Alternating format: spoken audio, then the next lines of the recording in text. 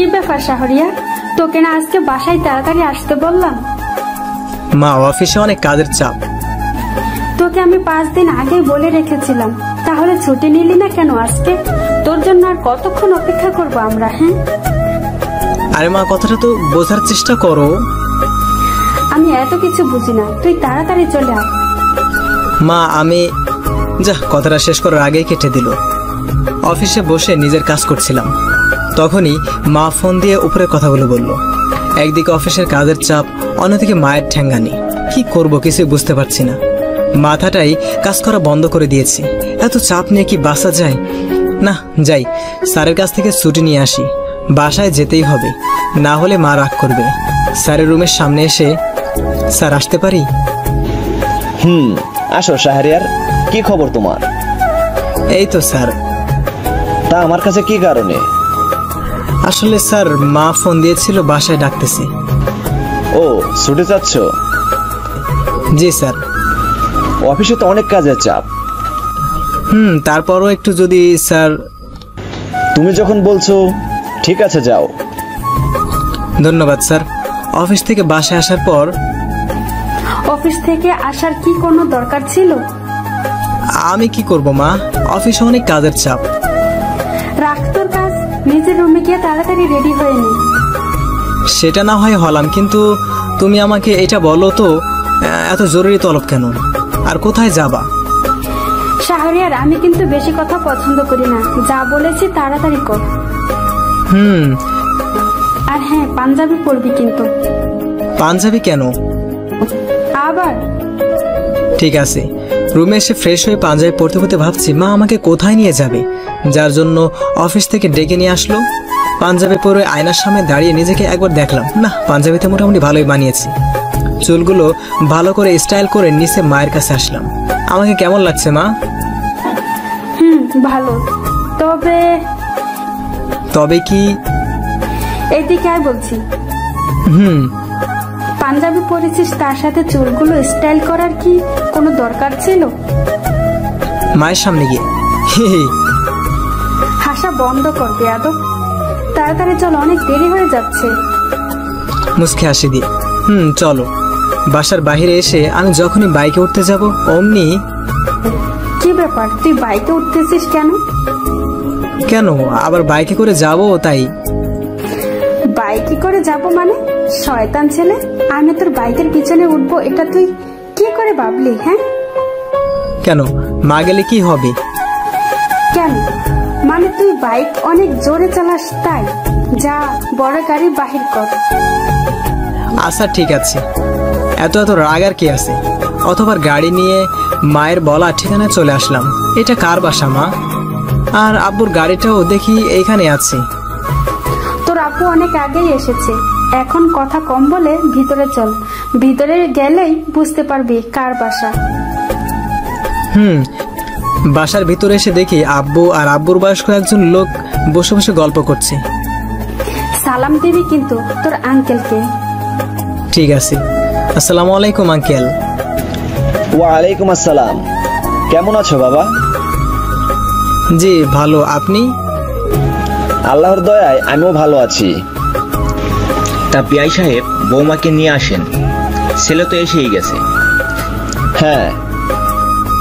আব্বুর মুখে বিআই সাহেব আর বৌমা কথাটা শুনে আমি গভীর চিন্তায় পড়ে গেলাম, কারণ আমার তো এখনো বিয়ে হয়নি, তাহলে বৌমা কোথায় থেকে আসবে? জানা মতে আমার তো আর কোনো ভাই নেই। এসব চিন্তা করছিলাম, তখন একটা ছোট্ট মেয়ে এসে আমার পাশে বসলো। মেয়েটা দেখে তাকিয়ে আমি হা হয়ে গেলাম, কারণ মেয়েটার চোখ ছাড়া কিছুই দেখা যাচ্ছে না। বয়স 7 থেকে 8 হবে, তাতেই এত পর্দাশীল, মাশাআল্লাহ। মা কি হচ্ছে এসব? তোমাদের বৌমা কই থেকে আসলো? ফিসফিস করে মায়ের কানে। চুপচাপ থাক, আস্তে আস্তে সব বুঝতে পারবি। মায়ের ধমক শুনে চুপ মেরে গেলাম। কিছুক্ষণ পর একজন মহিলা আর একটা বোরকা পরা মেয়ে নাস্তা নিয়ে আসলো। যে বোরকা পরেছে সে মহিলা নাকি মেয়ে কিছুই বুঝতে পারছি না, কারণ মাথা থেকে পা পর্যন্ত সম্পূর্ণ পর্দা করা, শুধু চোখগুলো দেখা যাচ্ছে। চোখগুলো দেখে বুঝতে পারলাম এটা মেয়ে, তবে চোখগুলো দেখতে মাশাআল্লাহ অনেক মায়াবী। ইভামা, শাহরিয়ারকে শরবতটা দে। জি। এভার মুখে যে শব্দটা শুনে আমি অবাক হয়ে গেলাম। এত সুমধুর কণ্ঠ কারো হতে পারে আমার তো জানা ছিল না। কিরে, শরবত নিচ্ছিস না কেন? চিন্তায় মগ্ন ছিলাম, মায়ের কথায় হুঁশ ফিরল। তাকিয়ে দেখি ইভা আমার সামনে শরবতের গ্লাস ধরে আছে। এটা দেখে তাড়াতাড়ি করে গ্লাসটা ইভার হাত থেকে নিয়ে নিলাম। তাহলে বিআই সাহেব, আগামী মাসে 2 তারিখে বিয়েটা হচ্ছে, কি বলেন? জি। আমরা তাহলে আজকে আসি মানে খাওয়া দাওয়া করবেন, তারপর আপনারা যাবেন। আজকে না বেআইন সাহেবা, অন্য আরেকদিন। এটা কেমন কথা? আজকে আমার একটু তাড়া আছে বিআই সাহেব, আজকে যেতে হবে, অন্য আরেকদিন এসে খাবো। অতঃপর সবার কাছ থেকে বিদায় নিয়ে বাসা চলে আসলাম। এতক্ষণ কি হলো কিছুই বুঝতে পারলাম না। 2 তারিখ কিসের বিয়ে, কার বিয়ে কিছুই বুঝতে পারছি না। মাথাটা কেমন ঝিমঝিম করছে।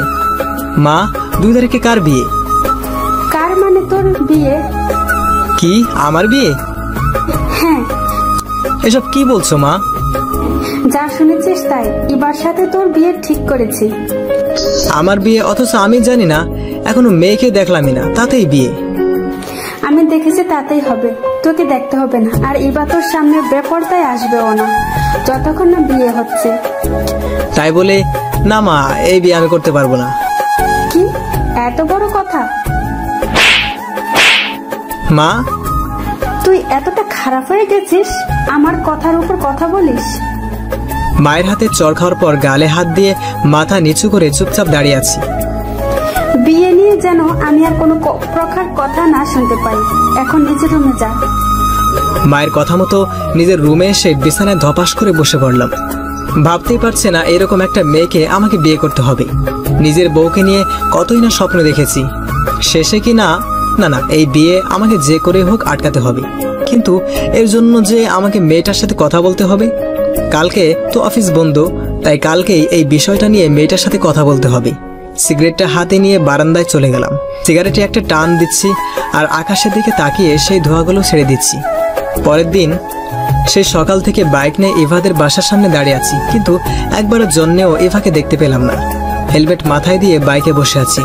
30 মিনিট পর একটা বোরকা পরা মেয়ে ইভাদের বাসা থেকে বেরিয়ে আসলো। ভেবে নিলাম এটা ইভা হবে, তাই আমিও আস্তে আস্তে ইভার পিছন পিছন বাইক চালাতে লাগলাম। কিছু দূর যাওয়ার পরে বাইকটা জোরে টেনে ইভার সামনে গিয়ে দাঁড়িয়ে পড়লাম। আমার এমন আচমকা দাঁড়িয়ে থাকা দেখে ইভা ভয় পেয়ে গেল। হাতে থাকা ব্যাগটা খামচি মেরে ধরে দাঁড়িয়ে আছে। আমার মাথায় হেলমেট থাকায় আমাকে চিনতে পারছে না। হেলমেটটা খুলে ফেললাম। আমার চেহারাটা দেখে ইভা স্বস্তির নিঃশ্বাস ফেলল। আপনি? হে, আমি। আপনার সাথে আমার কিছু কথা আছে, একটু সাইডে আসুন। এই বলে ইভার হাতটা ধরে টেনে সাইডে নিয়ে যেতে ধরলাম। কি করছেন কি? আমার হাতটা ছেড়ে দিন। পরপুরুষ হয়ে আপনি এভাবে আমার হাত ধরতে পারেন না, প্লিজ ছেড়ে দিন। ইভার কথা শোনা মাত্রই হাতটা ছেড়ে দিলাম। সরি, আমি বুঝতে পারিনি। তা যে কারণে আপনাকে দাঁড় করালাম সেইটা হলো আমি আপনাকে বিয়ে করতে পারবো না। কথাটা শোনা মাত্রই ইভা মাথা তুলে আমার দিকে তাকালো। প্লিজ, আপনি আমাকে ভুল বুঝবেন না। আপনি নিশ্চয়ই ভাবছেন আমি প্রেম করি আর প্রেমিকার জন্যই এমনটা বলছি। আসলে তা না। আমি চেয়েছিলাম আমার বউ আমার মতোই হবে, একটু মডার্ন। কিন্তু আপনি তো পর্দাশীল, তাই আপনার সাথে আমার যায় না। আমি আপনার যোগ্য না। আপনি বরং অন্য একটা ছেলেকে বিয়ে করে নিন, যে কিনা আপনার মতোই ধার্মিক। আচ্ছা ঠিক আছে, ভালো থাকবেন। আমি তাহলে আসি। বাইকটা নিয়ে এবার সামনে থেকে চলে আসলাম। সারাদিন ঘোরাঘুরি করে রাতে বাসায় ফিরলাম। খাবার টেবিলে কি ব্যাপার মা, আমার প্লেট কোথায়? খাবার টেবিলে এসে দেখি সবার প্লেট আছে, কিন্তু আমারটা নেই। তোর আজকে কোনো খাবার নেই? নেই মানে? আজকে সকালে কোথায় গিয়েছিলি? কেন? যা বলতে বলেছি তাই বল। অফিসের কাজ ছিল, সেখানে গিয়েছিলাম। ভয়ে মিথ্যা কথা বললাম। মিথ্যা কথা? তুই আজকে ইবার সাথে দেখা করতে গিয়েছিলি বিয়েটা ভাঙতে। তোকে বলেছিলাম না এই বিয়েটা হবে, তারপরও কেন গিয়েছিলি? সরি মা। আজকে যে ভুল করেছিস এই ভুল যেন আর দ্বিতীয়বার না হয়। আমি জানতাম তুই এরকম কিছু একটা করবি, তাই তো তোর পিছনে লোক লাগিয়েছি। কখন কি করবি সব খবর আমি পেয়ে যাব। রুমে যা, আমি এখন এই বিষয় নিয়ে ইবার সাথে কথা বলবো। খিদে লাগছে, খাবার খাবো না? এত বড় কাজ করে এসেছিস, আবার খাবার চাচ্ছিস? যা রুমে যা। মায়ের এমন ভয়ঙ্কর রূপ দেখে আর 1 মিনিটও দেরি না করে দৌড় দিয়ে রুমে চলে আসলাম। সেই ছোট্টবেলা থেকে আমি মাকে জমের মতো ভয় পাই। পেটের মধ্যে ইঁদুর দৌড়াদৌড়ি করছে, সারাদিন খাই নাই, প্রচুর খিদা লাগছে। রাত 11টা বাজে, বিছানা শুয়ে এপাশ ওপাশ করছি, খিদার কারণে ঘুম আসতেছে না। শেষমেশ উপায় না পেয়ে বিছানা থেকে উঠে চোরের মতো রান্নাঘরে গেলাম। পুরো রান্নাঘর খুঁজে কোনো খাবার পেলাম না, এমনকি বিস্কুটও নেই যে খাবো। হতাশ হয়ে রুমে ফিরে আসতে ধরলাম। হঠাৎ করে কেউ একজন আমার ঘাড়ে হাত দেওয়ায় দাঁড়িয়ে পড়লাম। পিছনে ঘুরে দেখি মা। খুব খিদা লাগছে?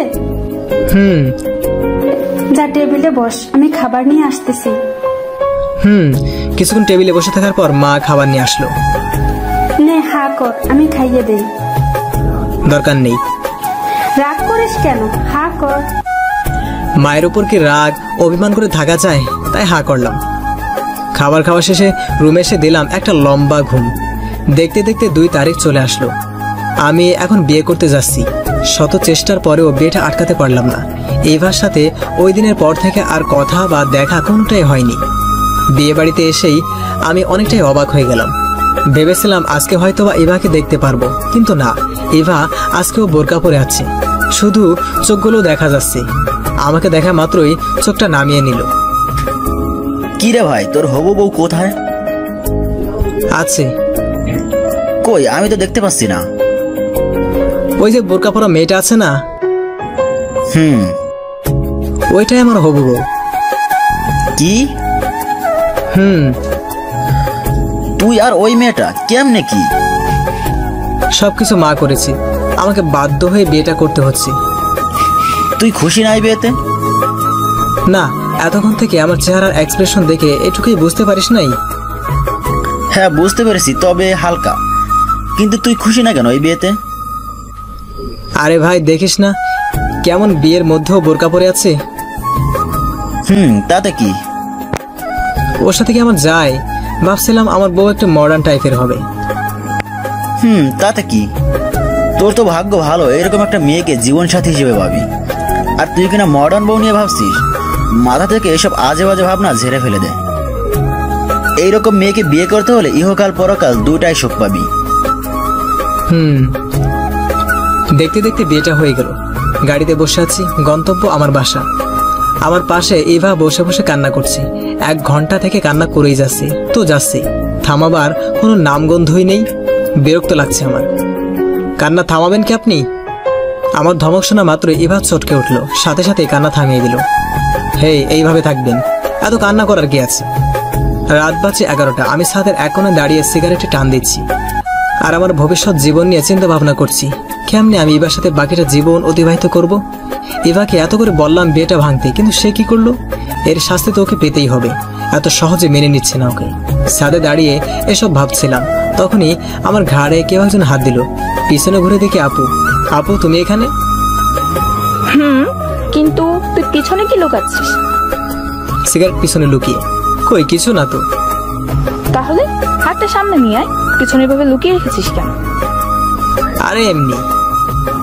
নিয়ে আয় দেখি। জোর করে হাতটা টেনে সামনে নিয়ে আসলো। তুই সিগারেট খাচ্ছিলি? আজকের দিনে তুই সিগারেট খাচ্ছিস? আর ইভা কিন্তু একদম এসব পছন্দ করে না।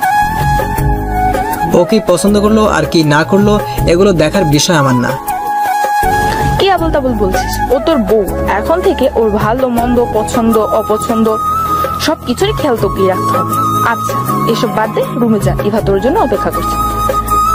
রুমে গিয়ে করব? মনে হয় রুমের মধ্যেও বোরকা পরে আছে। আগে যাবি তো? চল, আমি নিয়ে যাই। আপু আমাকে টেনে রুমের সামনে নিয়ে এসে ধাক্কা মেরে রুমে ঢুকিয়ে দিল। রুমে ঢুকে তো আমি পুরাই অবাক হয়ে গেলাম। এতটাই অবাক হয়েছি যে মুখ দিয়ে আমার কোনো শব্দ বাহির হচ্ছে না, কারণ ইভা শাড়ি পরে বিছানার মাঝখানে ঘুমটা টেনে বসে আছে। ইভা আমার উপস্থিতি টের পেয়ে বিছানা থেকে নেমে আমার কাছে আসলো। আমি তো শুধু হা করে তাকিয়ে আছি। অজু করে এসেছেন?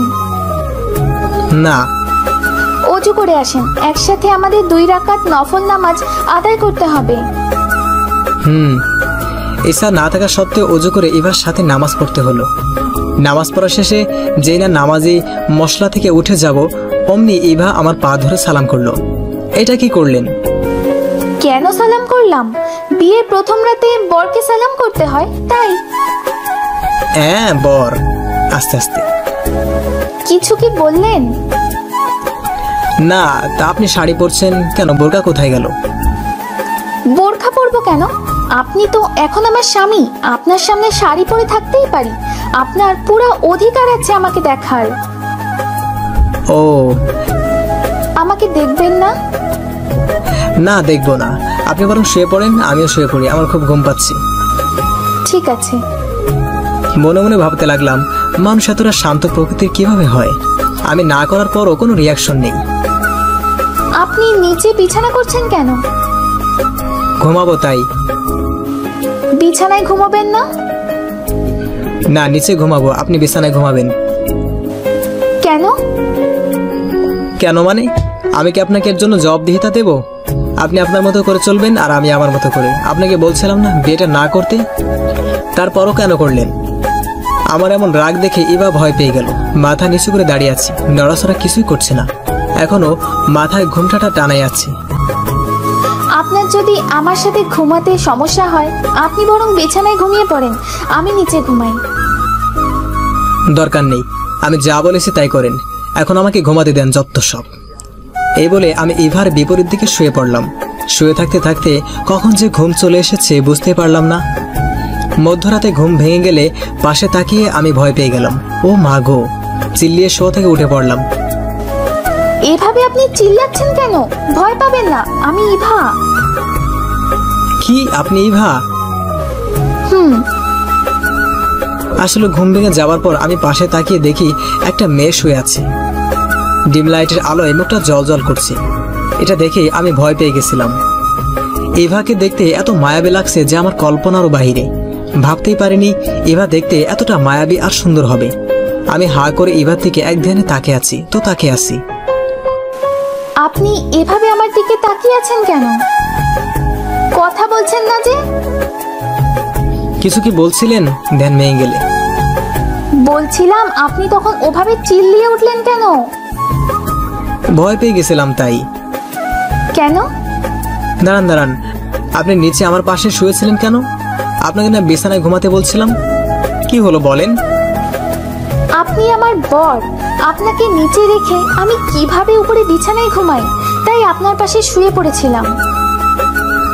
তাই বলে আমার পাশে শুতে হবে? আজব! আপনার কারণে আমার ঘুমটাই নষ্ট হয়ে গেল। আমি তো ইচ্ছে করে আপনার ঘুম নষ্ট করিনি। চুপ! মুখে মুখে তর্ক করেন। যান বিছানায় গিয়ে শুয়ে পড়েন। না, যাব না। আপনি যেখানে ঘুমাবেন আমিও সেখানেই ঘুমাবো। আপনাকে নিচে রেখে আমি বিছানায় ঘুমাতে পারবো না। আমার ঘুমানোর সাথে আপনার সম্পর্ক কি? হ্যাঁ, আমি যেখানে ইচ্ছা সেখানেই ঘুমাবো, আপনি বিছানায় যান। আপনি তাহলে যাবেন না? আচ্ছা, আমি যদি বিছানায় ঘুমাই তখন আপনি কোথায় ঘুমাবেন? তখন আপনি যেখানে ঘুমাতে বলবেন সেখানেই ঘুমাবো। যদি নিচে থাকতে বলেন তাহলে নিচেই ঘুমাবো। ও আল্লাহ, কি মুসিবতে পড়লাম। আচ্ছা ঠিক আছে, চলেন বিছানায় ঘুমাবো, তবে মাঝখানে কোলবালিশ দেয়া থাকবে। ঠিক আছে। অথবা এবার জেদের কাছে হার মেনে মাঝখানে কোলবালিশ দিয়ে বিছানায় শুয়ে পড়লাম। ঘন্টাখানেক পর অনুভব করলাম কেউ একজন আমার শরীরে ধরে ঝাঁকি দিচ্ছে। চোখটা আস্তে আস্তে খুলে সামনের দিকে তাকিয়ে দেখি ইভা। মেজাজটা আবার গরম হয়ে গেল। কি হয়েছে? কি এই আপনার জন্য কি শান্তি মতো ঘুমাতে পারবো না? না মানে, ফজরের আজান দিয়েছে, আপনি নামাজ পড়বেন না? আমি? কেন? নামাজ পড়লে ক্ষতি কি? মসজিদে গিয়ে নামাজ পড়ে আসেন, দেখবেন অনেক ভালো লাগবে। যাচ্ছে একটু পর, আর একটু ঘুমিয়ে নেই। ততক্ষণে তো নামাজের ওয়াক্ত শেষ হয়ে যাবে, প্লিজ উঠে পড়েন।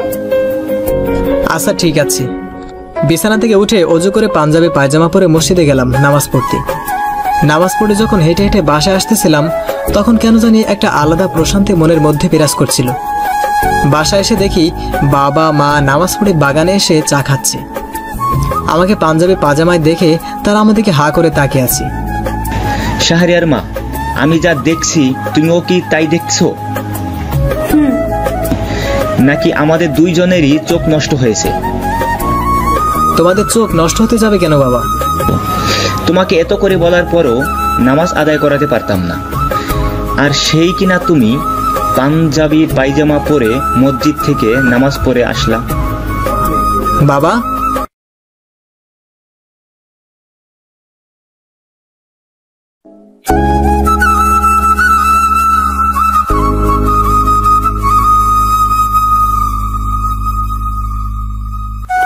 তোমাদের চোখ নষ্ট হতে যাবে কেন বাবা? তোমাকে এত করে বলার পরও নামাজ আদায় করাতে পারতাম না। আর সেই কিনা তুমি পাঞ্জাবি পায়জামা পরে মসজিদ থেকে নামাজ পড়ে আসলা। বাবা, এগুলো সব ইবার মায়ের কৃতিত্ব। তোমাকে বলেছিলাম না, একমাত্র ইবা মাই পারবে আমার ছেলেকে ইসলামের পথে ফিরিয়ে নিয়ে আসতে। তাই তো দেখছি। মা, বাবা মায়ের সামনে আর না থেকে বাসার ভিতরে চলে আসলাম। নিজের রুমের দিকে যত এগোচ্ছি ততই গুনগুন শব্দের আওয়াজ পাচ্ছি। রুমের ভিতরে এসে দেখি ইভা জায়নামাজে বসে গুনগুন করে কোরআন শরীফ তেলাওয়াত করছে। এমন সুমধুর কণ্ঠস্বরে আমি আগে কখনো কোরআন তেলাওয়াত করা শুনিনি। বিছানায় বসে বসে ইভার কোরআন তেলাওয়াত শুনছি। হঠাৎ করে ইভা কোরআন তেলাওয়াত বন্ধ করে দিল। থামলেন কেন?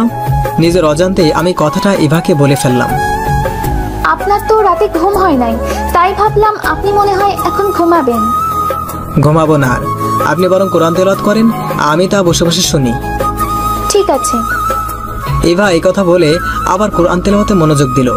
বিছানায় হেলান দিয়ে ইভার কোরআন তেলাওয়াত শুনতে শুনতে কখন যে ঘুমের রাজ্যে হারিয়ে গেছি বলতেই পারি না। যখন ঘুম ভেঙে গেল তাকিয়ে দেখে আমি বিছানায় ভালোভাবে শুয়ে আছি। এটা দেখে আমি কিছুটা অবাকই হলাম। কিছুক্ষণ পর ইভা রুমে চা নিয়ে হাজির হলো। এই নিন আপনার চা। দেন। আপনি আমার বোরকা পরেছেন? বাইরের অনেক ছেলে বাসায় এসেছে, তাই বোরখা পরেছি। তাদের সামনে তো আর আমি বেপরদায় যেতে পারি না। বাইরে ছেলে মানে? আপনার বন্ধুরা এসেছে। ও, কখন এসেছে? কিছুক্ষণ আগে। আমাকে ডাক দিলেন না কেন? কালকে রাতে তো আপনার ঘুম হয় নাই, তাই ডাক দেই নাই। কি হলো, চা না খেয়ে কোথায় যাচ্ছেন? বন্ধুদের কাছে। চাটুকু খেয়ে যান, ওনারা তো বাগানে বসে আছে। পরে খাবো, আগে ওদের সাথে দেখা করতে হবে। এই বলে রুম থেকে বাইরে হয়ে সোজা বাগানে চলে আসলাম। বাগানে আসার পর সব বন্ধুরা আমার দিকে এমনভাবে তাকাচ্ছে যেন আমি মনে হয় ভিন্ন গ্রহের প্রাণী, ভুল করে এখানে চলে এসেছি। কি ব্যাপার, তোরা সবাই আমার দিকে এভাবে তাকিয়ে আছিস কেন? এখন কয়টা বাজে জানিস? কয়টা বাজে? 11টা। আর বিয়ে করার পরের দিন সকাল 11টা পর্যন্ত ঘুমানোর মানে দাঁড়ায় গিয়ে? কোনো মানেই দাঁড়ায় না। কালকে রাতে ঘুম হয় নাই, তাই ফজরের নামাজ পড়ে আবার ঘুম দিয়েছিলাম। সেটাই তো, রাতে ঘুম কি কারণে হয় নাই? আর কি বললি, ফজরের নামাজ পড়ে ঘুমিয়েছিলি? বাহ, ভাবি তো দেখি প্রথম দিন থেকেই তোকে মানুষ করতে লেগে পড়েছে। কেন বেটা, আমি আগে মানুষ ছিলাম না? আর এখানে তোর ভাবের প্রসঙ্গ কই থেকে আসলো? ছিলি, তবে সম্পূর্ণ না, কিছুটা কমতি ছিল। আচ্ছা, এসব কথা এখন বাদ দে, আর বল তোরা কখন এসেছিস? 1 ঘন্টা আগে। ও, ভাবির আসে নাই?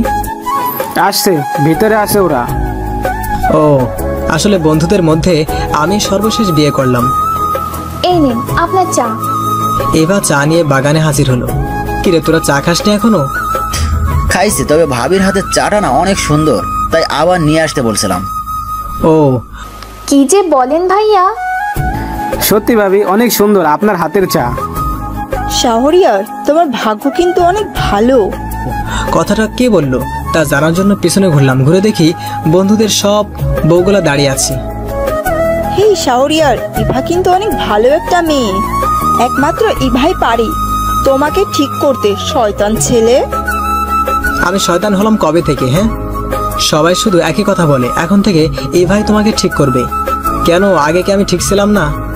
সবাই আমার কথা শুনে হাসাহাসি শুরু করে দিল, আর ইভা আমাদেরকে তাকিয়ে আছে। ইভার মুখ ঢাকা থাকায় বোঝা যাচ্ছে না হাসতেছে কিনা, তবে চোখ জোড়া দেখে আমি এতটুকু আজ করতে পেরেছি সেও হাসতেছে। থাক ভাই, আর কষ্ট পাস না, তুই আগেও ভালো ছিলি, এখনো আছিস, আর ভবিষ্যতেও থাকবি। সকালটা বন্ধুদের সাথে আড্ডা দিয়েই পার করে দিলাম। বিকালে এবার বাসা থেকে লোক আসলো আমাদেরকে নিয়ে যেতে। আমার তো একদমই যেতে ইচ্ছা করছে না, কিন্তু কি করব, মায়ের কারণে যেতে হচ্ছে। এবাদের বাসায় পৌঁছানোর পর রুমে একা একা বসে আছি, কিছুই ভালো লাগছে না। রুমের বাহিরেও যেতে পারছি না, মেহমান দিয়ে বাসাটা ভর্তি। কিছুক্ষণ পর এবার ছোট বোনের আগমন ঘটলো রুমে। পিচ্ছি, তোমার নাম কি? ভাইয়া, আপনি আমার নাম জানেন না? না। আমার নাম ঈশিতা। অনেক সুন্দর নাম তো তোমার। আচ্ছা ঈশিতা, তোমাকে বোরকা পরা কে শিখিয়েছে? আপু।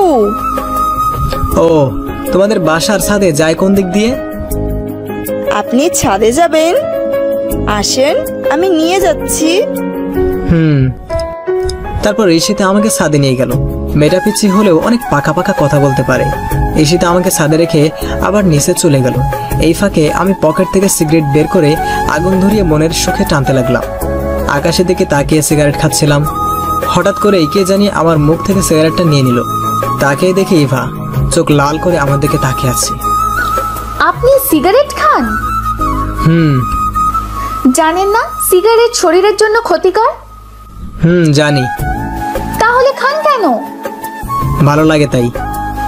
আপনি জানেন না ধূমপান হারাম, কারণ তা খবিস দ্রব্য এবং অনেক ক্ষয়ক্ষতির সূত্রস্থল। অথচ আল্লাহ তার বান্দাদের জন্য শুধুমাত্র পবিত্র পানাহার হালাল করেছেন এবং তাদের উপর খবিস দ্রব্যাদি হারাম করেছেন। মহান আল্লাহ বলেন, তারা আপনাকে জিজ্ঞাসা করে তাদের জন্য কি হালাল করা হয়েছে। আপনি বলে দিন তোমাদের জন্য পবিত্র বস্তু হালাল করা হয়েছে, যেখানে আল্লাহ তাআলা নিজেই এগুলো থেকে বিরত থাকতে বলেছে। সেখানে আপনি আজকের পর থেকে এইসব খবিশ জিনিস খাবেন না। মন থেকে তওবা করেন আর কোনোদিন এসব খাবেন না। সত্যিকার অর্থে তওবা করলে আল্লাহ তাআলা আপনাকে নিশ্চয়ই ক্ষমা করে দেবে। পবিত্র কোরআনে এই সম্পর্কে উল্লেখ এসেছে যে, আর তোমরা আল্লাহর নিকট তাওবাহ করো হে মুমিনগণ, যাতে তোমরা সফলকাম হতে পারো। মাথা নিচু করে দাঁড়িয়ে আছি, কি বলবো কিছুই বুঝতে পারছি না। আমি কি আপনাকে বোঝাতে পেরেছি? নিচে চলেন, সবাই আমাদের জন্য অপেক্ষা করছে। মাথা নাড়িয়ে হে বললাম। এবার সাথে নিচে এসে দেখি খাবার টেবিলের সবাই আমার জন্য অপেক্ষা করছে। আমরা তাদের সাথে বসে পড়লাম। খাওয়া দাওয়া শেষ করে রুমে এসে বসে আছি। কিছুক্ষণ পর এবার রুমে আসলো। আপনার কি এভাবে রুমে বসে থাকতে খারাপ লাগছে? ঘুরতে যাবেন? কোথায়? নদীর পাড়ে যাওয়া যেতে পারে। ঠিক আছে। আপনি রেডি হয়ে নিন, আমি বোরখাটা চেঞ্জ করে নিই। ঠিক আছে। অথবা রেডি হয়ে এভাকে সঙ্গে নিয়ে নদীর তীরের দিকে রওনা হলাম। কিন্তু রিক্সায় ওঠার পর পড়লাম এক মহা ভেসালে।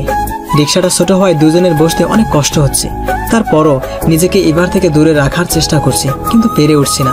দুজনের শরীরের মাঝে 1 ইঞ্চিও গ্যাপ নাই। এমন পরিস্থিতির সম্মুখীন আমি আর এর আগে কখনো হইনি, তাই একটু লজ্জা লাগছে। আমার চেয়ে ইভা আরো বেশি লজ্জা পাচ্ছে। ইভা মাথা নিচু করে চুপচাপ বসে আছে। নদীর তীরে পৌঁছানোর পর, আল্লাহ তাআলার সৃষ্টি কত সুন্দর, তাই না? আপনি কি জানেন আল্লাহ তাআলার সৃষ্টি নিয়ে চিন্তা ভাবনা করলে সব পাওয়া যায়। যখনই সময় পাবেন এই আল্লাহর সৃষ্টির জগৎ নিয়ে চিন্তা ভাবনা করবেন, দেখবেন আল্লাহর প্রতি বিশ্বাসটা আপনার আরো মজবুত হবে। মন খারাপ থাকলেও ভালো হয়ে যাবে। নদীর তীরে বসে বসে ইভা আর আমি গল্প করছি। আমি গল্প করছি বললে ভুল হবে, কারণ ইভা বলছে আর আমি শুধু শুনছি। কেন জানি এবার কথাগুলো শুনতে আমার খুব অনেক ভালো লাগে। মন চায় শুনতে থাকি তো শুনতেই থাকি। চলেন বাসায় যাব। এত তাড়াতাড়ি? আর একটু পর গেলে হয় না? কিছুক্ষণ পর আজান দিবে, বাসায় গিয়ে নামাজ পড়তে হবে। ও ঠিক আছে, চলেন। 5 দিন পর। আপনি কোথাও কি যাচ্ছেন? অফিসের জন্য রেডি হচ্ছিলাম, তখন ইভা এসে উপরের কথাটা বলল। অফিসে যাচ্ছি। আপনার ছুটি শেষ? আচ্ছা, আমি তাহলে আসি। যান, তবে জোহরের নামাজ অফিসে পড়বেন, নামাজে ফাঁকি দেওয়া চলবে না। আপনি এই 5 দিনে আমার যে অভ্যাস তৈরি করে দিয়েছেন, তাতে আমার নামাজ পড়া ছাড়া আর থাকতেই পারবো না। আপনি না বললেও পড়তাম। আমার কথা শুনে ইভা অনেক খুশি হলো, সেটা তার চেহারা দেখে স্পষ্ট বুঝতে পারছি। ভালো থাকবেন। আল্লাহ হাফেজ। আল্লাহ হাফেজ। অতবার বাইকটা নিয়ে অফিসের দিকে রওনা দিলাম। ইভা মেয়েটা আসলে অনেক ভালো। আমার ভাবনা যে এতদিন ভুল ছিল, সেটা আমি এখন হাড়ে হাড়ে টের পাচ্ছি। ইভাই আমার জন্য পারফেক্ট। ইভা আমার জীবনে এসে আমার জীবনটাই বদলে দিয়েছে। কি ব্যাপার শাহরিয়ার, এত খুশি খুশি লাগছে কেন? কি ব্যাপার শাহরিয়ার, এত খুশি খুশি লাগছে কেন? বউয়ের কাছ থেকে অনেক ভালোবাসা পাচ্ছেন মনে হয়। বউটাও পেয়েছেন মাশাআল্লাহ। খুশি মনে অফিসে ঢুকতেছিলাম, তখনই রাফি কথাগুলো বলল। ভালো ভালো, আপনাকে দেখে আমার এখন হিংসা হচ্ছে। কেন? কেন আবার? এই যে আপনি বিয়ে করে ফেললেন, আর আমি এখনো করতে পারলাম না। ও সমস্যা নাই, আপনারও খুব তাড়াতাড়ি হয়ে যাবে। নিজের কেবিনে এসে বসার সাথে সাথেই দেখি সব কলিগ হাতে ফুল নিয়ে আমার কেবিনে এসে উপস্থিত। ফুল কিসের জন্য জিজ্ঞেস করলে বলে তারা আমাকে বিবাহিত জীবনের শুভেচ্ছা জানাতে এসেছি। সকলকে ধন্যবাদ দিয়ে ফুলগুলো রেখে দিয়ে সবাইকে কাজে যেতে বললাম। অনেকদিন ধরে ছুটিতে থাকায় আজকে কাজের চাপ একটু বেশি, তাই ফোনটা সাইলেন্ট করে মন দিয়ে কাজ করছি। কাজ করতে করতে কখন যে আজান দিয়েছে বলতেই পারি না। ঘড়ি দিকে তাকিয়ে দেখে 2টা বাজে, তাই তাড়াতাড়ি অজু করে কেবিনে নামাজ পড়ে নিলাম। নামাজ পড়া শেষে ফোনটা হাতে নিয়ে অবাক হয়ে গেলাম। এবার 20টা মিসড কল। ফোনটা হাতে থাকা অবস্থায় আবার কল আসলো, তাই তাড়াতাড়ি কলটা রিসিভ করলাম। আসসালামু আলাইকুম। ওয়ালাইকুম সালাম। আপনি ফোন ধরছিলেন না কেন? আসলে কাজের অনেক চাপ, 10 দিন ছুটিতে ছিলাম তো, তাই ফোনটা সাইলেন্ট করে রেখে দিয়েছিলাম। ও, নামাজ পড়েছেন? খাবার খেয়েছেন? না, আপনি? কেন খান নাই কেন? তাড়াতাড়ি খেয়ে নেন, খাওয়া শেষে আমাকে ফোন দিবেন, তারপর আমি খাবো। ঠিক আছে। ক্যান্টিনে গিয়ে খাবার খেয়ে ইভাকে ফোন দিলাম। ফোন দেওয়ার সাথে সাথে রিসিভ করলো। মনে হয় ফোন নিয়ে আমার কলের জন্য অপেক্ষা করছিল। আসসালামু আলাইকুম। ওয়ালাইকুম সালাম। খেয়েছেন? তাহলে এখন কিছুক্ষণ রেস্ট নেন, তারপর কাজ করবেন। ঠিক আছে, আপনি খেয়ে নিন। খোদা হাফিজ। ফোনটা কেটে দিয়ে কিছুক্ষণ রেস্ট নিয়ে আবার কাজে মন দিলাম। 5টায় অফিস ছুটি। অফিস থেকে বাসায় আসার সময় রাস্তার ধারে একটা ফুলের দোকান দেখতে পেলাম। বাইকটা সাইড করে ফুলের দোকানে গেলাম। ফুলের দোকানে এত ফুল যে বোঝাতে পারছি না। কোন ফুলটা নিব, এবার কোন ফুলটা ভালো লাগে সেটাও জানি না। 20 মিনিট ধরে দাঁড়িয়ে আছি, কিন্তু ঠিক করতে পারছি না কোন ফুল নিব। দোকানদার কাকা আমাকে চিন্তিত দেখে আমার কাছে এগিয়ে আসলেন। কেন, সমস্যা? কাকা, বুঝতে পারছি না বউয়ের জন্য কোন ফুলটা নিয়ে যাব। কোন ফুলটা নিয়ে গেলে সে খুশি হবে। আমার অভিজ্ঞতাও নেই এই বিষয়ে। বুঝতে পেরেছি তোমার সমস্যা, একটু দাঁড়াও, আমি আসছি। কাকা এই কথা বলে দোকানের ভিতরে চলে গেলেন। কিছুক্ষণ পর হাতে একটা সাদা আর কালো গোলাপের তোড়া নিয়ে আমার সামনে আসলেন। এই নাও। কাকা, এগুলো বাইরে না রেখে ভিতরে রাখছেন কেন? এগুলো স্পেশাল ফুল, তাই এইগুলো নিয়ে যাও, দেখবে তোমার বউ অনেক খুশি হবে। ধন্যবাদ কাকা। অতঃপর ফুলগুলো নিয়ে বাসা চলে আসলাম। খুশি মনে কলিং বেলটা বাজালাম। 2বার চাপ দিতেই ইভা এসে দরজা খুলে দিল। ইভা দরজা খুলেই আমার হাতে সাদা কালো গোলাপ ফুল দেখে স্তব্ধ হয়ে দাঁড়িয়ে গেল।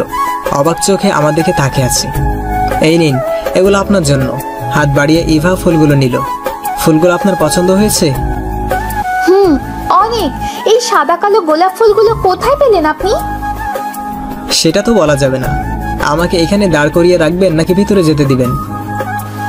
ও সরি, আসেন।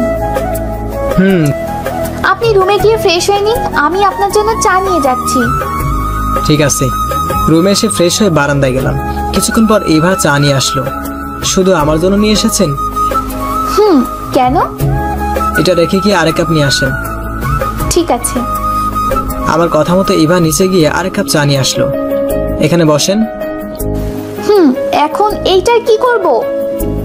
আপনি খান। এভাবে আমার দিকে তাকিয়ে আছেন কেন? না, এমনি। জানেন, এই সন্ধ্যার আকাশটা না একসময় আমার অনেক ভালো লাগতো। হাতে চায়ের কাপ, কানে ফোন, সাথে এই সন্ধ্যার দক্ষিণা বাতাস। কি বলছেন এগুলো আপনি? না, কিছু না।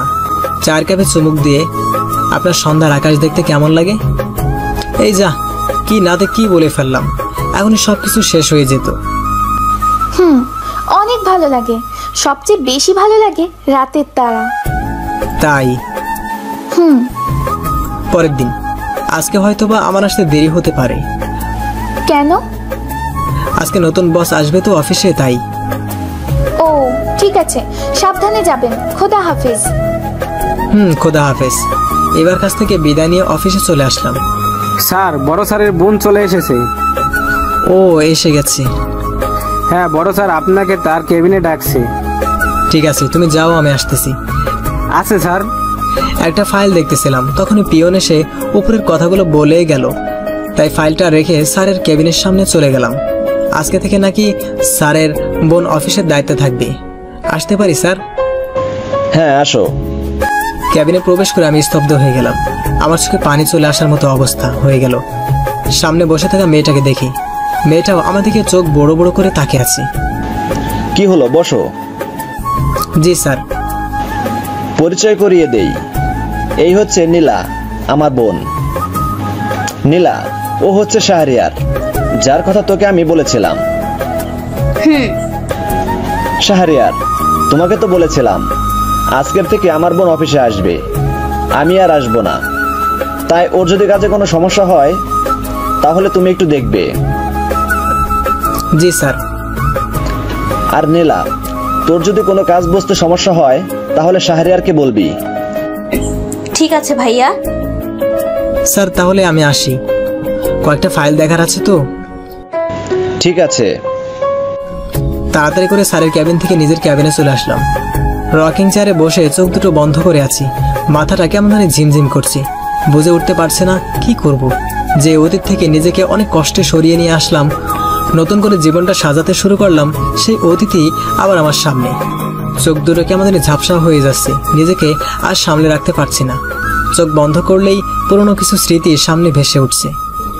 নিজেকে অনেক কষ্টে সামলে নিলাম, কারণ এটা অফিস, এখানে এরকম করলে চলবে না, আমাকে শক্ত হতে হবে।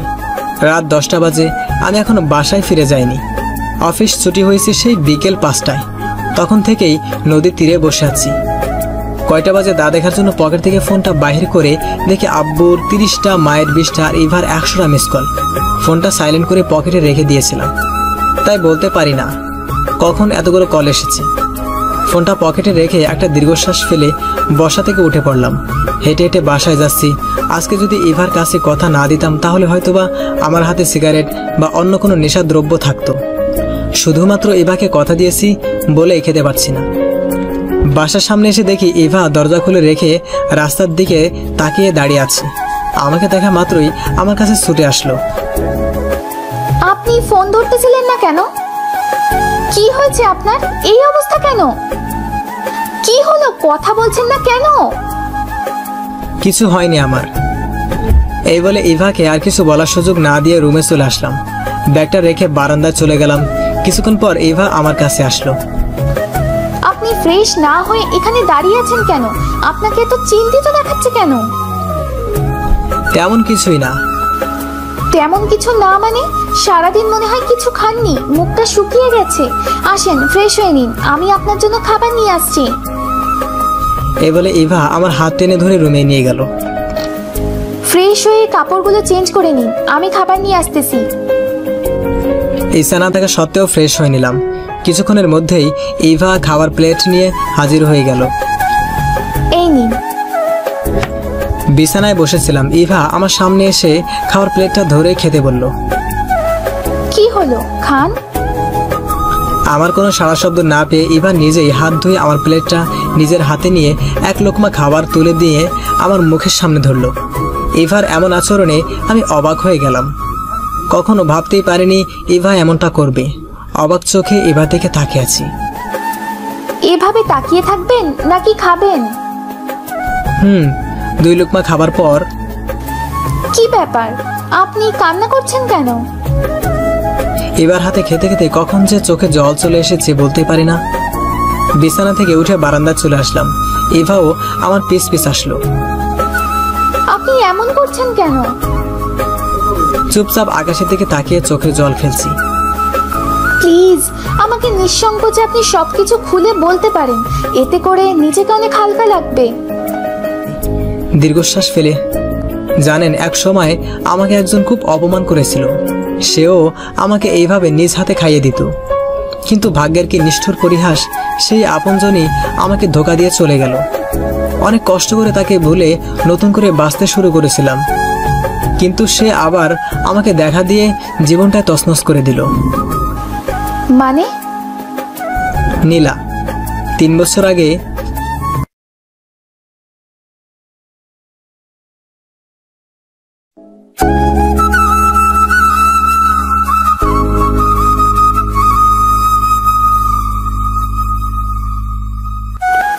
মানে? নীলা 3 বছর আগে। তুমি আমাকে খুব ভালোবাসো তাই না? অনেক অনেক ভালোবাসি, যা হয়তোবা বলে বোঝানো যাবে না। আমিও তোমাকে অনেক ভালোবাসি। আচ্ছা নীলা, আমাদের রিলেশনশিপের বয়স কত হলো বলতে পারো? 2 বছর। না, 2 বছর 4 মাস 10 দিন। বাহ, তুমি তো দেখি মাস দিন সবকিছুই মনে রেখেছো। কি করে ভুলি বলো তো? তোমার মতো জীবন সাথী পাওয়ার দিনটার কথা। বাবা ফোন দিয়েছে, আমাকে বাসায় যেতে হবে। এখনই চলে যাবা? আর একটু থেকো না। বাবা রাগ করবে সোনা, প্লিজ মন খারাপ করো না। ঠিক আছে, যাও তাহলে। অথবা নীলা চলে গেলে আমিও উঠে বাসার দিকে রওনা দিলাম। 5 দিন পর কলেজে। নীলা চলো বাইরে কোথাও ঘুরতে যাই। আজকে না বাবু, আমাকে তাড়াতাড়ি বাসায় যেতে হবে। আজকে না, আজকে না, 5 দিন থেকে তুমি এই একই কথা বারবার বলছো। রাগ করো না সোনা, তোমাকে রাগলে একদম ভালো দেখায় না। কথা দিলাম কালকে ঘুরতে যাব। সত্যি তো? ঠিক আছে। এই কথা বলে চলে গেল। কি রে, গেটের দিকে এভাবে তাকিয়ে আছিস কেন? দাঁড়িয়ে দাঁড়িয়ে নীলার যাওয়ার দিকে তাকিয়েছিলাম। তখনই লাবু এসে উপরের কথাটা বলল, তোর ভাবের পথও চাহিয়ে আসি। তুই তো শেষ রে বেটা, এই নীলা তোর মাথাটা খেয়ে ফেলেছে। ওই ওই, নীলাকে নিয়ে কোনো কথা নয়। হ্যাঁ, তোমার নীলা প্রধানমন্ত্রী না, ওকে নিয়ে কোনো কথা বলা যাবে না। যত সব, চল ক্লাসে যাই। চল। এই দাঁড়া দাঁড়া। কি হয়েছে? আমরা ক্লাসে যাচ্ছি কেন? কেন মানে? মানুষ ক্লাসে নিজের জন্য যায়? হ্যাঁ, এখন কয়টা বাজে জানিস? কয়টা? 10টা 20। তার মানে প্রথম ক্লাসের 20 মিনিট চলে গেছে। আর এখন যদি আমরা ক্লাসে যাই তাহলে বাইরে দাঁড়িয়ে থাকতে হবে। ক্লাসে না গেলে কি করবি? নীলাও বাসায় চলে গেল, না হলে ওর সাথে ঘুরতে যেতাম। এই কথা বলতে দেরি আর আমার পিঠে ধুমধাম মায়ের পড়তে দেরি নাই। আরে আর আমাকে মারছিস কেন? হালা তোর নীলা, নীলা আর নীলা। আমি কি মরে গেছি নাকি রে? চল দুজনেই ঘুরতে যাব। তাই বলে এভাবে মারবি? হপ, এখন চুপচাপ চল, না হলে আরো মায়ের খাবি। চল। কলেজের সময়টা লাবু আর আমি শহরের এদিক ওদিক ঘোরাফেরা করে কাটিয়ে দিলাম। রাতে বিছানায় শুয়ে আছি, তাই ভাবলাম নীলাকে একটা কল দেওয়া যাক। সারাদিন কথা বলা হয়নি, যেই ভাবা সেই কাজ। কল দেওয়ার কিছুক্ষণের মধ্যেই নীলা রিসিভ করলো। কি ব্যাপার, অসময়ে ফোন দিলা যে? অসময়ে মানে? প্রতিদিন তো এই সময় আমি কল দিই তোমাকে। ও হ্যাঁ। কি ব্যাপার নীলা, কয়েকদিন ধরে লক্ষ্য করছি তুমি আমাকে অ্যাভয়েড করে চলছো। কই, আমি তোমাকে কখন অ্যাভয়েড করলাম? আমার সাথে ঠিকমতো কথাও বলো না, দেখাও করো না। আসলে বাসায় প্রবলেম তো, তাই। থাক, আর বলতে হবে না। তোমার প্রতি আমার বিশ্বাস আছে, আর যাই করো না কেন তুমি আমাকে কখনো ধোঁকা দিতে পারো না। কি হলো, কথা বলছো না কেন? আমি ঠিক বলেছি তো? আচ্ছা, মা নিচে ডাকছে, কালকে কথা হবে। ঠিক আছে, লাভ ইউ সোনা। নীলা কলটা কেটে দিল। নীলার আজকের আচরণে আমি অনেকটাই অবাক হয়ে গেলাম, কারণ এই প্রথম নীলা নিজে থেকে কল কেটে দিল। লাভ ইউ বলার পরও কোনো উত্তর দিল না।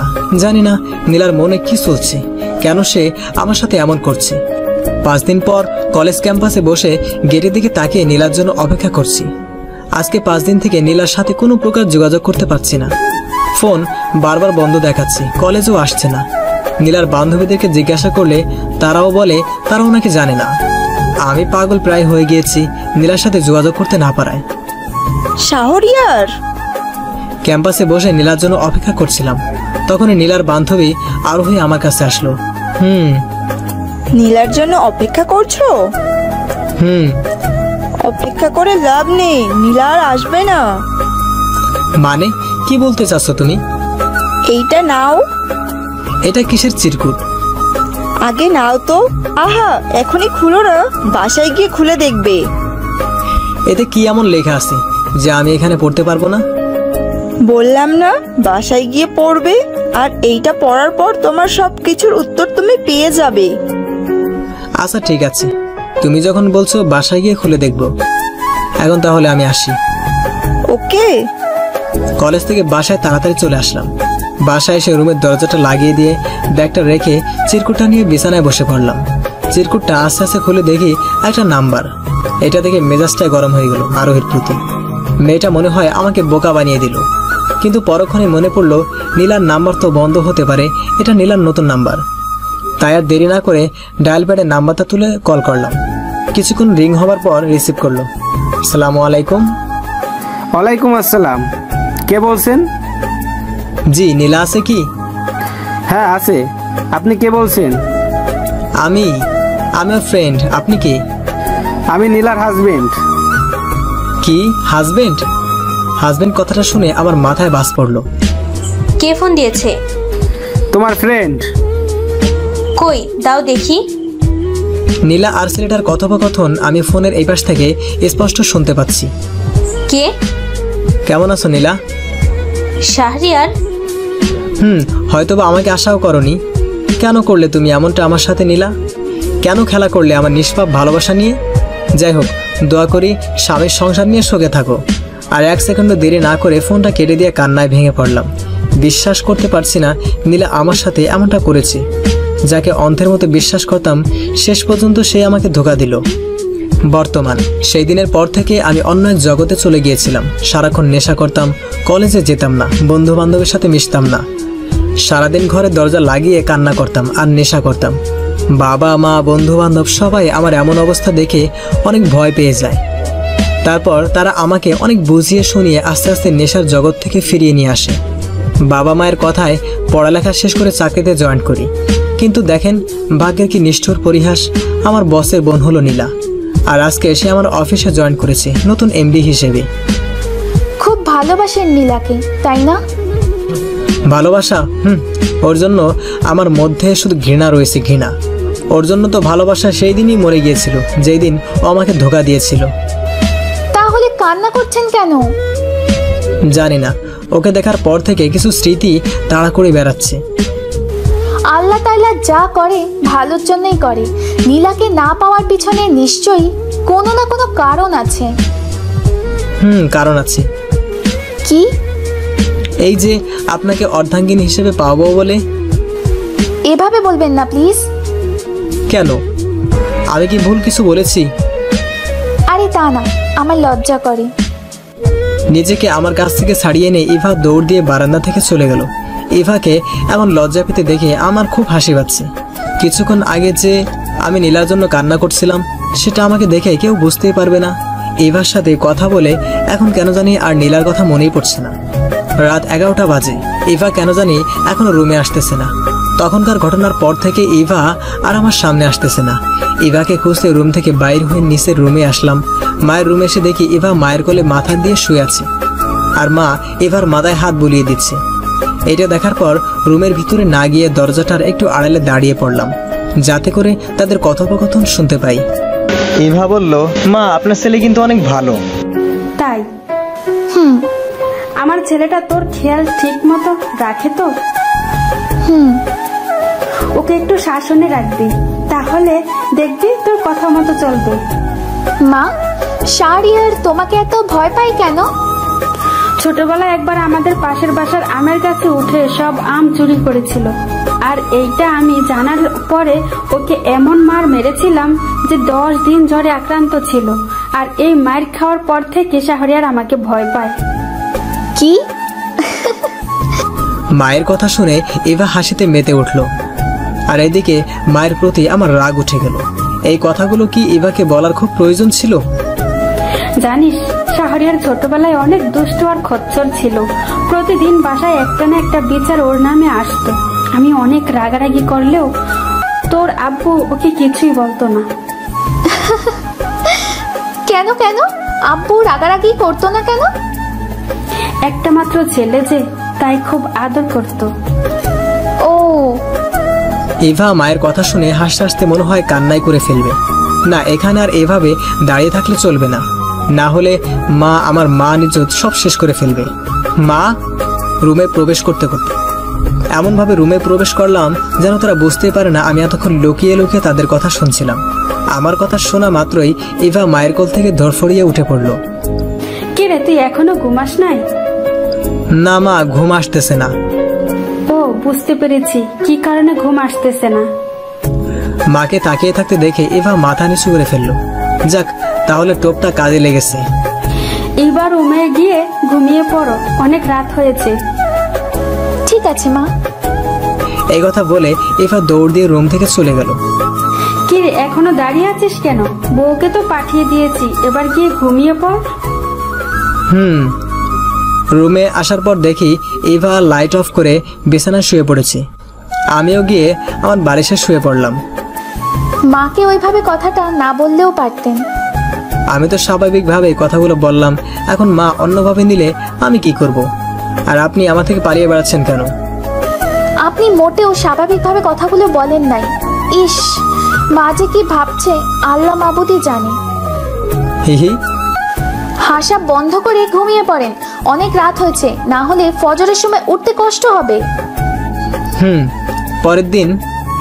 কি ব্যাপার, আজকে আপনি অফিসে যাবেন না? না। কেন? নীলার কারণে? এখন থেকে ও তো প্রতিদিন অফিসে থাকবে, তাহলে কি আপনি আর অফিসে যাবেন না? ওর জন্য অফিসে যাওয়া বন্ধ করে দেবেন? কি করব বলেন? ওকে দেখলেই যে। ওকে দেখতে দেখতে যখন অভ্যস্ত হয়ে যাবেন, দেখবেন তখন আর আপনার কোনো সমস্যা হচ্ছে না।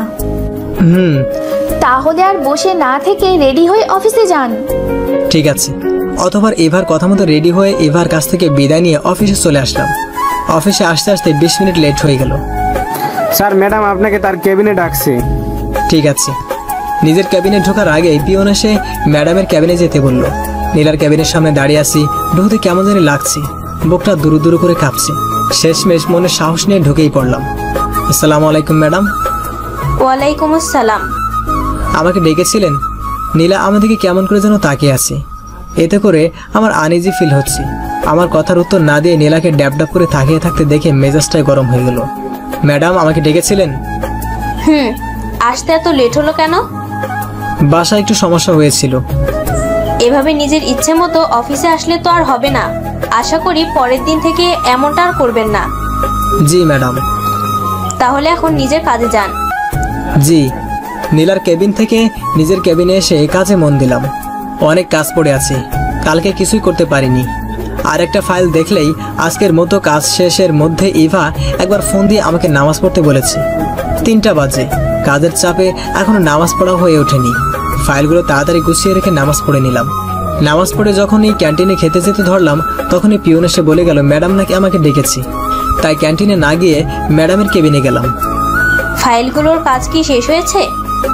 জি ম্যাম। দুপুরে খেয়েছেন? না ম্যাম। ও ঠিক আছে, গিয়ে খেয়ে নেন। আর অফিস শেষে একটু থাকবেন, আপনার সাথে আমার কিছু জরুরি কথা আছে। ঠিক আছে ম্যাম, আমি তাহলে এখন আসি। নীলার ক্যাবিন থেকে বাহির হয়ে ক্যান্টিনে গিয়ে হালকা কিছু খেয়ে নিলাম। 5টায় অফিস ছুটি হলো, সবাই চলে গেলেও আমি গেলাম না, কারণ নীলার সাথে দেখা করতে হবে। ওর কথা শোনার কোনো ইচ্ছেই আমার নেই, কিন্তু অফিসের বস কথা না শুনলে চাকরিটা হারাতেও পারি। নীলার ক্যাবিনে এসে দেখি একটা ছেলে আর নীলা বসে বসে গল্প করছে। নীলা আমাকে দেখা মাত্রই বসতে বলল। শাহরিয়ার পরিচয় করিয়ে দেই, এ আমার husband Siam. Hello man. Hello. কেমন আছো? জি আলহামদুলিল্লাহ, ভালো। আপনি? এই তো চলছে, যেমনটা আল্লাহ রেখেছে। ম্যাম, আমাকে কি কারণে থাকতে বলেছিলেন?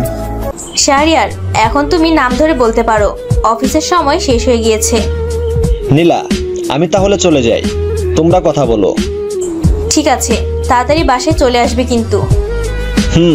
By man. বাই। সিয়াম চলে যাবার পর দুজনে চুপচাপ বসে আছি, কারো মুখে কোনো কথা নেই। আমার এভাবে বসে থাকতে বিরক্ত লাগছে। নীরবতা ভেঙে নীলা বলল, তোমার বউটা কিন্তু অনেক সুন্দর, তোমার ভাগ্যটা অনেক ভালো, তাই এমন বউ পেয়েছো। নীলার মুখে এবার কথা শুনে আমি হা হয়ে গেলাম। নীলা কিভাবে জানে আমার বিয়ে হয়েছে আর আমার বউ কেমন? অবাক হচ্ছ তাই না? ভাবছো যে মেয়ে তোমাকে ধোকা দিয়ে চলে গেল, সে কিভাবে তোমার সম্পর্কে সবকিছু জানতে পেল? ম্যাম, আমাকে বাসায় যেতে হবে। একটু যদি কাজ সম্পর্কে কথা বলতেন তাহলে আমি তাড়াতাড়ি বাসায় যেতে পারতাম। কেন জানি নীলার মুখে ধোকা শব্দটা শুনতে একদমই ভালো লাগছে না। তোমাকে আমি এই কথাগুলো বলতেই ডেকেছি। তুমি আমার সম্পর্কে এতদিন থেকে যে ভুল ধারণা পোষণ করছো তা ভাঙিয়ে দিতেই তোমাকে ডেকেছি। কি ভুল ধারণা? হে, আপনি আমার মন নিয়ে খেলছেন, এটা ভুল ধারণা। হ্যাঁ, এটাই তোমার ভুল ধারণা। আমি তোমার মন নিয়ে কখনো খেলা করিনি। তোমাকে আমি মন থেকে ভালোবাসতাম। মন থেকে ভালোবাসতেন? মন থেকে ভালোবাসলে এভাবে আমাকে ছেড়ে চলে যেতে পারতেন না। হ্যাঁ, মানছি আমি ভুল করেছি, কিন্তু সেটা চাপে পড়ে তোমার জীবন রক্ষার্থে আমাকে এমনটা করতে হয়েছে। বাবা আমাদের সম্পর্কে জানতে পেরেছিল, আমাকে হুমকি দিয়েছিল আমি যদি তোমাকে ভুলে না যাই তাহলে সে তোমাকে গুন্ডা দিয়ে মেরে ফেলবে। এখন আমি কি করতাম তুমি বলো? তারপর বাবা জোর করে সিয়ামের সাথে বিয়ে দিয়ে দেয়। নীলা কথাগুলো বলে কান্নায় ভেঙে পড়ল। নীলার মুখে কথাগুলো শুনে আমি স্তব্ধ হয়ে গেলাম। এত কিছু হয়েছে, তুমি আমাকে একটি বারের জন্যও জানানোর প্রয়োজন বোধ করোনি? জানাতে চেয়েছিলাম, বাবা আমার ফোন নিয়ে নিছিল, বাসা থেকে বাইর হতে দেয়নি। আমার আশেপাশে সব সময় লোক থাকতো। এই দেখো, আমি অযথা কান্না করছি। শাহরিয়ার, তুমি প্লিজ আমাকে ক্ষমা করে দাও। কি করছো নীলা? ক্ষমা তো আমার চাওয়ার দরকার। এত বছর ধরে তোমার সম্পর্কে কতই না খারাপ খারাপ কথা ভেবে এসেছি। ভুল তো আমার কখনোই ছিল না, তাই ক্ষমার প্রশ্নই ওঠে না। দুইজনে কিছুক্ষণ নীরব থাকার পর নীলা বলে উঠল, ইভাকে কখনো কষ্ট দিও না। মেয়েটা অনেক ভালো, একদম নিষ্পাপ শিশুর মতো। বাসায় যাও, ইভা তোমার জন্য অপেক্ষা করছে। খোদা হাফেজ। দরজার কাছাকাছি আসার পর, শাহরিয়ার, জীবনটা নতুন করে ইভার কথা মতো গুছিয়ে নিও। অফিস থেকে বাহির হয়ে বাইকটা নিয়ে মার্কেটে গেলাম কিছু গিফট কিনতে ইভার জন্য। আজকে আমি ইভাকে আপন করে কাছে টেনে নিব। এতদিন পারিনি, কেন জানি ইভার কাছাকাছি যেতেই নীলার কথা মনে পড়ত। কিন্তু আর না, সকল বাধা উপেক্ষা করে আমরা দুইজন আজকে এক হবই হব। বাসায় এসে ইভার জন্য আনা গিফটগুলো লুকিয়ে রেখে দিলাম। রাত্রিবেলায় ইভা বারান্দায় দাঁড়িয়ে দাঁড়িয়ে রাতের আকাশ দেখছে। আমার মনে হলো এইটাই মোক্ষম সময় ইভাকে মনের কথাগুলো বলার। তাই গিফটগুলো নিয়ে বারান্দায় গেলাম। হাঁটু গেড়ে ইভার সামনে বসে পড়লাম। একটা জায়নামাজ আর কোরআন শরীফ সামনে এগিয়ে দিলাম। ইভা অবাক চোখে আমার কর্মকাণ্ড দেখছে। ইভা হবে কি আমার ইহকাল পরকালের জীবন সাথী? হবে কি একসঙ্গে নামাজ আদায় আর কোরআন শরীফ তেলাওয়াত করার সাথী? ইভা আমার কথাগুলো শুনে কান্না করে দিল। হ্যাঁ, হব। দাঁড়িয়ে পড়ার সাথে সাথেই ইভা আমাকে জড়িয়ে ধরল। আমিও জড়িয়ে নিলাম ইভাকে ভালোবাসার চাদরে। হারাতে চাই না এমন বউকে, যাকে নিয়ে গর্ব করতে পারবো এই সমাজের কাছে। চিরকাল আগলে রাখতে চাই তাকে এই ভালোবাসার চাদরে।